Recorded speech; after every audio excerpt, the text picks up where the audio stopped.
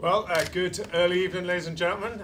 Welcome to Nottingham and the next instalment of BAMMA, BAMMA 8. I'd just like to welcome you all. We're obviously very excited. It's our first time in the city here. We've been trying to get an event at the Capital FM Arena for some time now, and we're really pleased to get this last one of 2011 out with such a brilliant lineup of fighters, both on the main card and the prelims. We're not going to keep you too long tonight. I know these guys want to get some rest, but I just wanted to say thank you all for coming. I want to thank, obviously, the continued support of our main sponsors, PKR, GoDaddy, and of course Lonsdale. And also, just like to announce, if you hadn't already heard, that BAMMA will be on now live in 4 territories, which we're really excited about. Our long-term partners, Sci-Fi, NBC, Universal, will be on it live from 9 p.m. to 11. From 10 p.m. to 11 p.m. in the UK. In the United States, we'll be on an HD net from 9 till 11 local time, as we will be on the Fightwork network in Canada, and we're on Setanta in Africa. So it's a great step for us. It's a big step up, being live in all these territories, and really, really excited. Really excited about the fights we've got in store. We've got a fantastic card.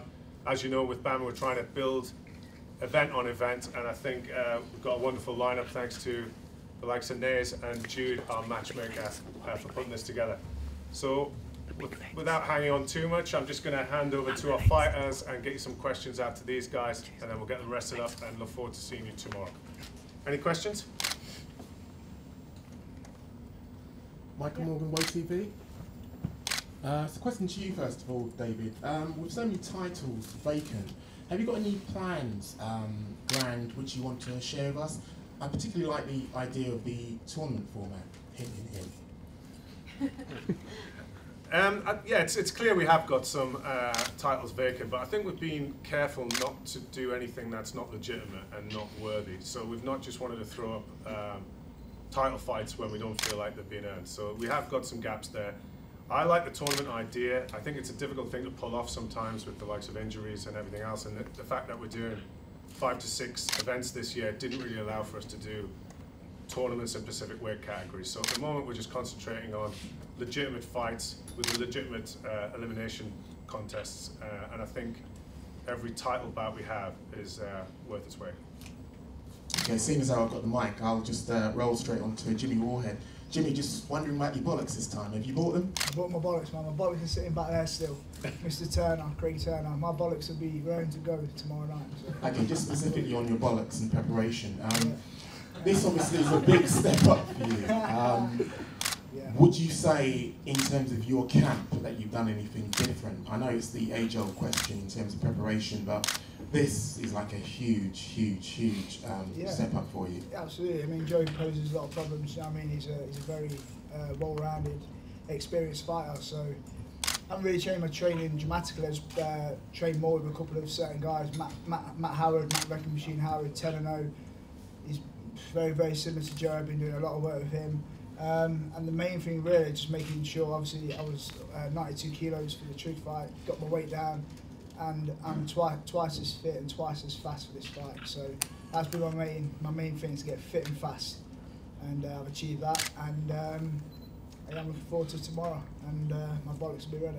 Coming to a big arena, it's your first fight for BAMMA. It's a huge arena show on HD net. Does that make it any different headlining a show of this calibre? No, not really.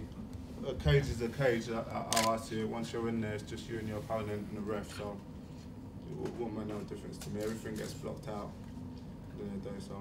And have you noticed anything different in terms of, media exposure coming into this one? Obviously with BAMMA being a bit more recognised worldwide than US MMA. Yeah, there's been a lot more international exposure and everything, but yeah, there's been more exposure for BAMMA, yeah. And a quick question for Anthony. Do you feel in any way that you're being sort of brought in here to try and showcase him, as in purposely being brought in as an underdog? Vu qu'ils essaient de faire monter, etc., tu crois qu'ils t'ont fait venir justement pour que lui il batte et pour qu'il monte de plus en plus? Maybe, you know, but I don't care. You know, it's not my job. My job is to come and fight. And Jimmy is a tough guy. I expect a tough fight tomorrow, and we'll see in the cage. You know? And I don't care if I am the underdog or not. You know, I have just to come and do my job. And you're very experienced, obviously. You've fought all around the world. How does it feel for you to be the main event on such a big card? You know, it's a good opportunity, and I'm very happy to coming back fighting in UK with BAMMA, and yeah, it's great to make the main event for my first appearance here, and I just come to do a big fight and a tough fight. Judo Jimmy had his biggest win last time out against Frank Trigg. Could you tell us if you've watched that fight, and did you pick anything up from that one that you're looking to exploit this time?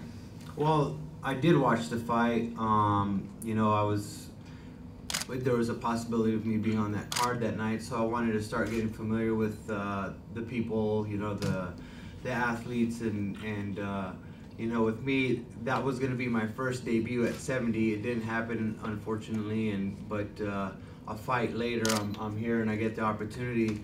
Frank Trigg is someone I've always wanted to compete against also. Big name, great competitor, you know, so I watched it with much interest, and then lo and behold, me and Jimmy are fighting, you know.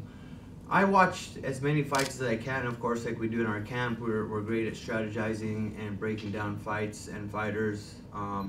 So I watched film with my coaches, and it's really hard to see where Jimmy's strengths are in that fight, because Frank's a southpaw and he's an unorthodox southpaw. He's just kind of a strange striker. So it was kind of hard to get a lot of information from it. So we just got as much film as we can and broke it down the best way we can, put a fight plan together, and here we are. You know, I'm excited to be here. I look forward to getting used to some familiar faces, getting to know some people. You know, I'm here for 3 fights, and it's great to be back in the UK, and I'm excited. I'm excited for this fight, and not only is it a big fight for him, but it's a big fight for me. You know, he's been holding it down here in the UK at 170. He's cut through some of, you know, with Che Mills getting canceled. He beat Che Mills, so that's great for me. And then he's just come off a win with Frank Trigg, so that cuts through two possible fights right to the guy who's holding it down. So it cuts through to a lot, and I'm excited to put on a performance here in the UK. Do you think Diego's a harder fight for you, and how you dealt with the late change? I just train in the way that I train. I try and train in every area and stay well-rounded. Just trying to improve myself all the time. I think Diego potentially is a tougher fight. You know what I mean? He's a tough guy, comes forward, got solid boxing, and he's very dangerous submissions. So yeah, it's a tough fight, but it's one I'm going to win. So a question for Diego. You did come in as a late replacement for this event. Do you feel you've had enough time to prepare for Andre? Yeah, I was in shape already. I fought like 2 months ago. I was back training the same week I came back, so I was in good shape, so it wasn't an issue. Just finally, a question for Joey. You fought away from home before. Can you talk a little bit about the differences between fighting in your own country and not just fighting in someone else's country, but basically fighting in their own backyard? Well, I think that's one of the things that fighters got to learn to love. I didn't learn to love it, I just love it. I love going to someone's backyard, and I love fighting and winning fans. I'm not saying like win fans over against Jimmy or anything, like just winning fans. Just going out there and you know, being respectful, understanding the sport, you know, and going out there and representing where I come from, who I am, and just leaving my mark here, you know, just going and just showing people that every time they watch me perform, I'm just gonna, you know, I'm gonna put it on the line. I always do, and it just comes naturally, you know. It just comes naturally, and I love fighting in people's backyards. I love feeling animosity. I love hearing boos. It's motivating, you know. I mean, I know everybody here has had to face it. If you can't face that kind of stuff, then don't fight, you know. So I kind of love it, you know, and I look forward to winning some fans over. You know, I look forward to going out there and showing them what I'm all about, what my team's all about, and you know, I'm really excited about this. This fight's been billed as a title eliminator. Could you both talk a little bit about how you feel about fighting Rob Sinclair for the BAMMA lightweight title if you are victorious tomorrow night? You know, I mean, I got to get through this fight first, so I've not really paid too much thought about it. To fight Rob Sinclair would be a great opportunity. He's a very good fighter, a very good champion. If I do get that fight, then I'll bring the belt back home to Nottingham, Leicester. Diego?